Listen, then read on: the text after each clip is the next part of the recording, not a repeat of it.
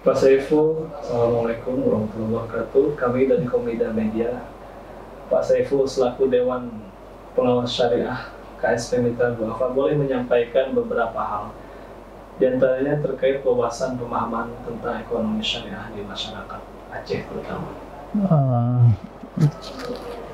Terima kasih. Assalamualaikum warahmatullahi wabarakatuh. Bapak Juang, ada beberapa yang kami sampaikan menyangkut dengan pemahaman masyarakat tentang syariah. Bicara Aceh ini sangat kental tentang syariah. Bayangkan aja ketika kita lahir di Aceh ini, pasti ada acara-acara yang kaitan dengan syariah. Katakanlah ketika lahir, dibuat kenduri dengan salawat-salawat, dengan doa-doa, semoga anak lahir itu ke depan menjadi soleh dan solehah. Nah, ketika dia udah mulai besar, diajarkan ngaji, diantar ke pondok-pondok atau ke madrasah untuk ikut pengajian. Nah, sifatnya itu adalah bagaimana melestarikan syariat Islam yang ada dari orang tua dulunya sampai ke anak-anaknya. Setelah dia dewasa, mulai bergeliat dengan kegiatan-kegiatan termasuk dengan muamalah. Yang muamalah itu juga kental dengan syariah, terutama dalam hal jual beli dan hal bisnis. Mereka tetap mengingat bagaimana aturan-aturan tentang syariah dalam melakukan bisnis. Nah, menyangkut dengan bagaimana tentang pemahaman mereka tentang bagaimana syariah dalam hal lembaga keuangan, ya ini beda-beda. Ya, ada yang lebih memahami, ada yang belum memahami, ada yang sudah memahami tapi belum berani beraksi. Kenapa begitu? Ya, ketika kami melakukan sosialisasi atau seminar tentang ekonomi syariah, khususnya tentang usaha simpan pinjam dan pembiayaan syariah, ada masyarakat yang sudah memahami, ada yang belum memahami, ada yang memahami setengah-setengah. Di manakah bukti mereka belum memahami? Ketika muncul pertanyaan cukup banyak dari mereka yang sebenarnya mereka ingin tahu bagaimanakah sistem keuangan syariah yang sebenarnya, dan juga mereka sudah tahu masih ragu-ragu ingin memastikan bagaimana sebenarnya yang syariah itu. Nah, hari ini ketika kami menjadi Dewan Pengawas Syariah, kami melakukan pembinaan, melakukan sosialisasi, melakukan penyuluhan, yang ternyata mereka memahami tentang akad-akad syariah itu. Cuma dalam prakteknya, mungkin ketika pertama kali mereka praktek, ada terjadi ya hal-hal yang belum sempurna sekali.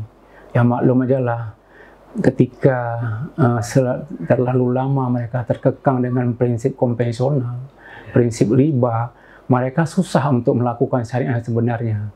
Nah, namun demikian, ketika kita lakukan edukasi, ya sebagai tugas kami Dewan Pengawas Syariah, kami melakukan edukasi, pelatihan dan bimbingan, ternyata mereka menerima inilah syariah sebenarnya.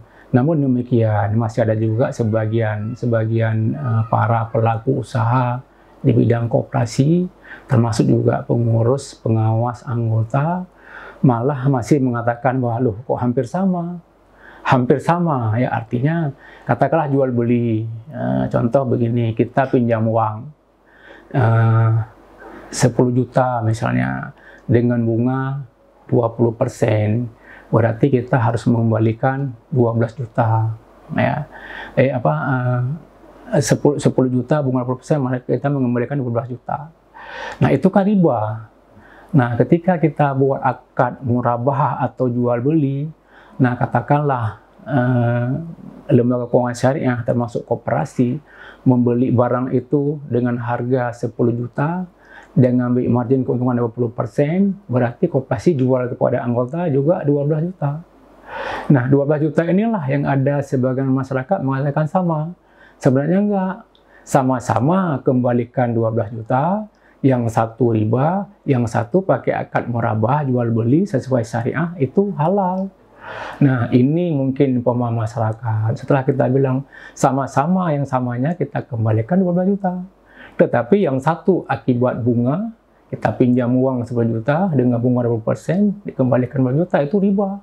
Sedangkan satu lagi kita jual.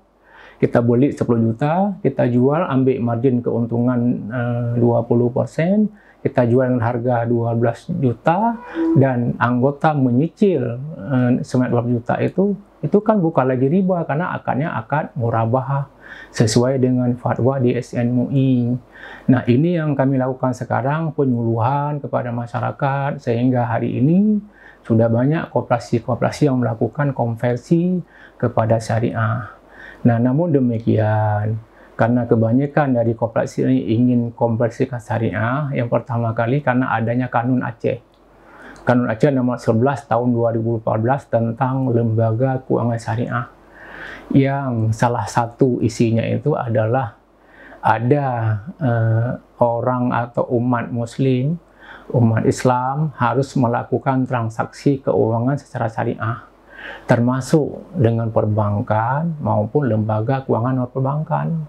Nah, ini yang menjadikan dasar kita sekarang ada batasnya sampai dengan 5 Januari 2022 bahwa koperasi atau lembaga keuangan baik perbankan maupun non perbankan harus praktek syariah setelah masa itu.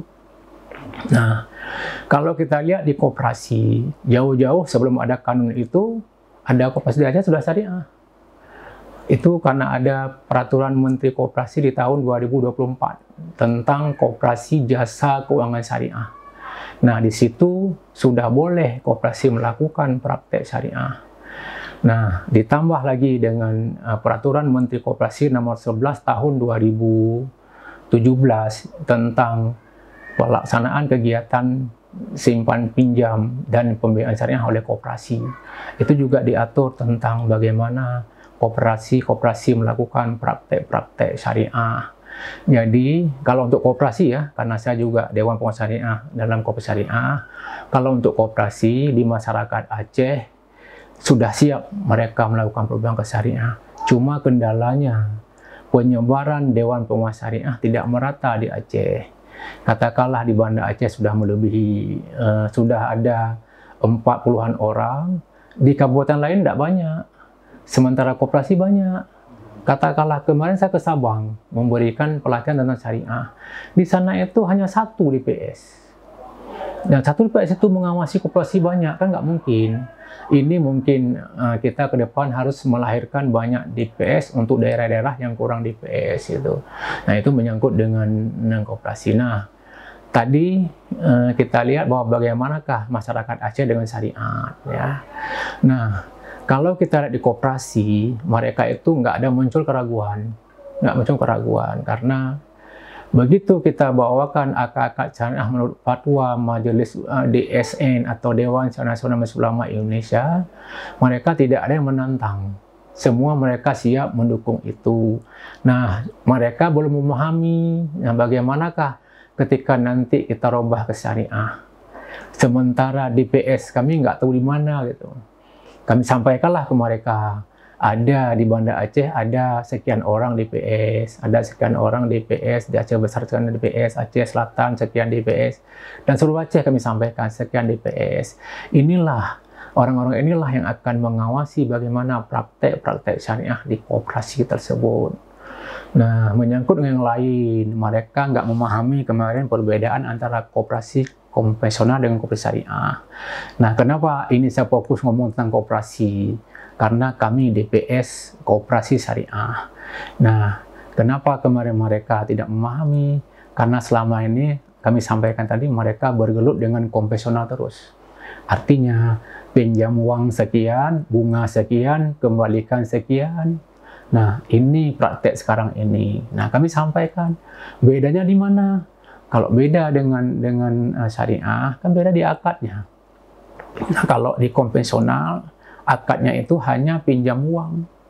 Dengan pengembalian ada kontrapartisi berupa bunga, itu riba.